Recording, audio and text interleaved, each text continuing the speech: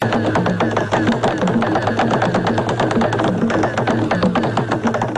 Henrik Clarke is a hero to many in several black communities, an intellectual hero.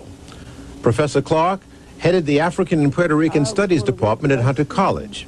He has lectured widely on the black condition and experience in the United States, the Caribbean, and Africa. He lives quietly in Harlem in a brownstone house in which he has a collection of over 20,000 books on just about every dimension of black people's experience imaginable. Like it has spent the better part of a day with Professor Clarke recently, this edition will share the fruits of that visit with you in just a moment. Well, I was born in Union Springs, Alabama, a farm town. What year? 1915. 1915. And I grew up in a mill town called Columbus, Georgia, near Fort Benning, the big army post. Tell me about your folks, your parents and your family. Well, my parents were sharecroppers. That's a term a lot of people have lost the meaning of, but a sharecropper is a landless peasant. They farm other people's land and get a share of the crop. Generally, the landowner keeps the books, and they nearly always get cheated. And he manipulates the books in such a way that at the end of the year, you always have to work another year to pay off the debt from the previous year. Finally, nature interceded in our case, and during a storm, the wind blew the roof off of our house and wrecked our farm. And my farmer picked up his brew and moved to Columbus, Georgia, with the hope of earning enough money to come back to Union Springs and buy land and be an independent farmer. It was the dream of his life. It was a dream he never realized. What happened? Well, he worked in mills, he worked in brickyards, he worked himself literally to death. And thanks to a 10 cents a week policy, he was buried in free land. The length of his body from head to feet, 6 feet under the ground. The grave we buried him in was the only free land he ever knew. What kind of a man was your father? He was a semi-illiterate man with great hopes and dreams for his children. And he worked toward those hopes and dreams.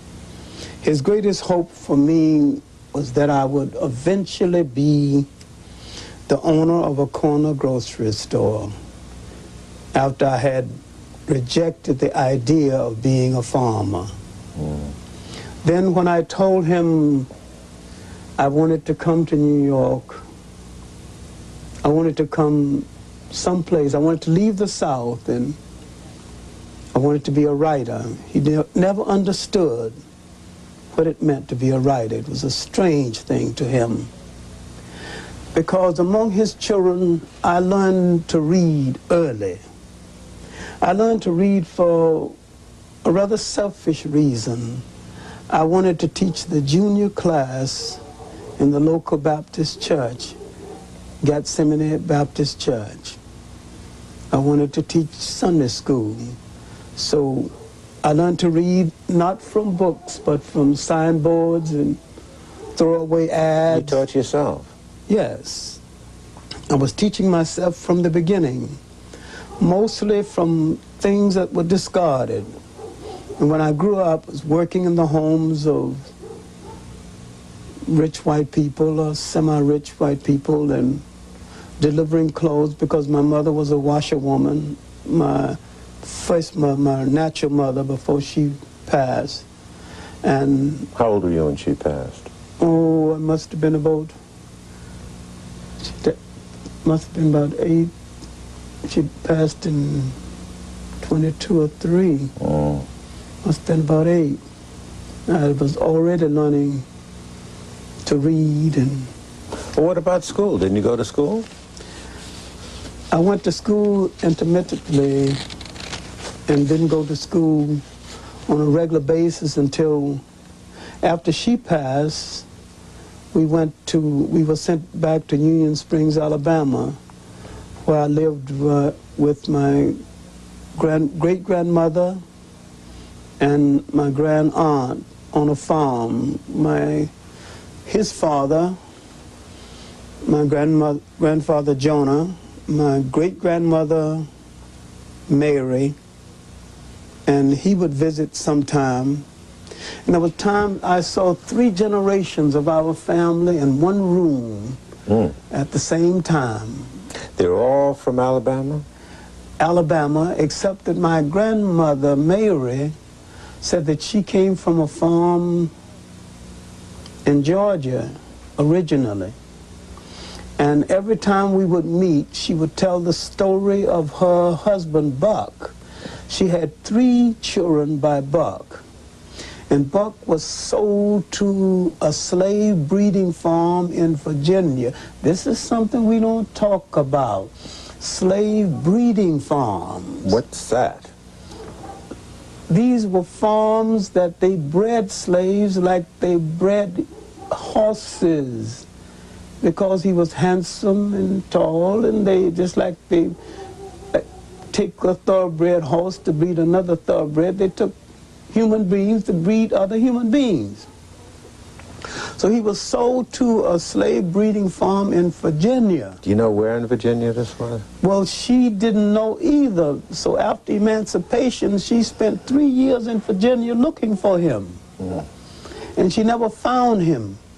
And every time the family gathered, she would tell that same story as though we had never heard it before. And then she would turn to my grandfather Jonah, and she would say the same thing over again. Jonah, that was your father. That was my grandfather, my father's father she was talking to. This is what I mean, is that very often I would see when my father visited the farm after my mother died, I would see 3 generations sometime coming together. My father and his people, my grandfather and his people, and my great-grandmother, Mary. And she would tell us the story, because my great-grandmother Mary, that we call Ma Mary, she witnessed the last slaves who came over directly from Africa. Did she ever tell that story? She told very often.